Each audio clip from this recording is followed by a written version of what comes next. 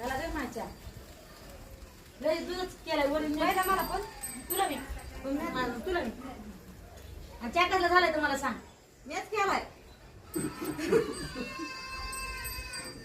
असं असतंय काय तू पिऊन मला सांग. कसं झालं असं असतंय काय तसं नसतं या घ्या कोणता घ्या पाहुण्याच्या साथ चहा प्यायचं म्हणलीस ना म्हणून मला करायला लावलं. अगं तुला चहा करायला लावला म्हणून काय झालं पण मी देणारी नाही ना म्हणजे गोडवा तुझ्या हातचा. मग कसं असतं माहिती का चहा दिला करायला जरी लावला तरी चहा मी वतला आणि दिला प्यायला ती गोड चहा लागतो.